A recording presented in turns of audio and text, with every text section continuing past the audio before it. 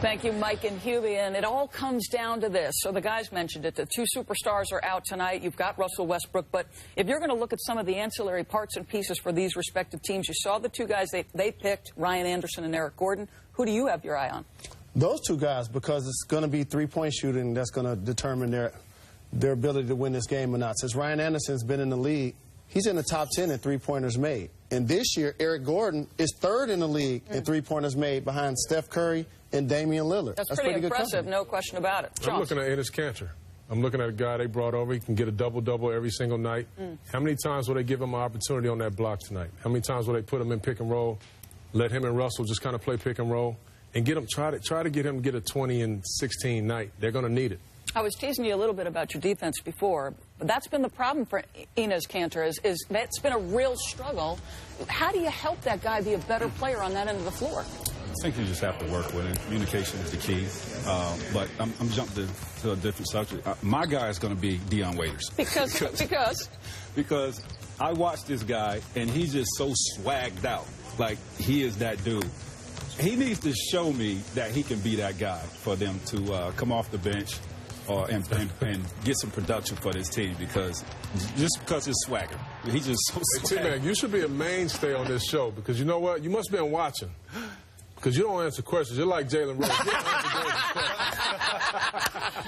You've been doing your homework, man. You've been doing your homework, man. I was so eager to talk about Dion Waiters. I had to give him some fuck and voice my opinion on that. I'm sorry. I like it. Alvin Gentry said, listen, we didn't expect to be this bad. We are frustrated, but he feels like they're close.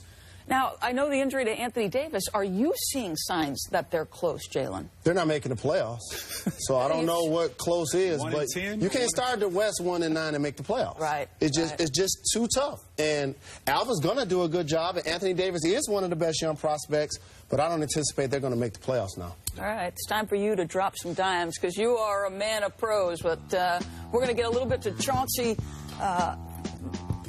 first.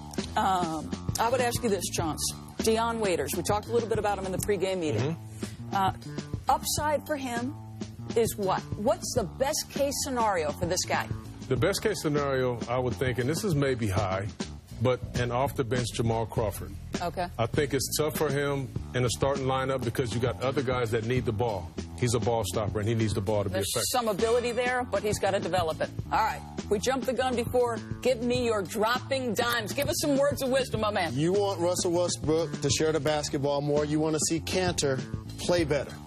So my African proverb is, if you want to go fast, go alone. If you want to go far, go together.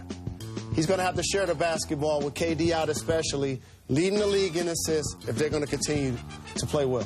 Another word of wisdom from the Jalen Rose School Yes, of indeed. Thought. I like that premier beat in the background. Well, we know that this guy can drop dimes. He can also score it at a high rate. Look at those numbers. He's got more triple-doubles in the last year and a half than anybody in the league. The new Big O. The NBA on ESPN.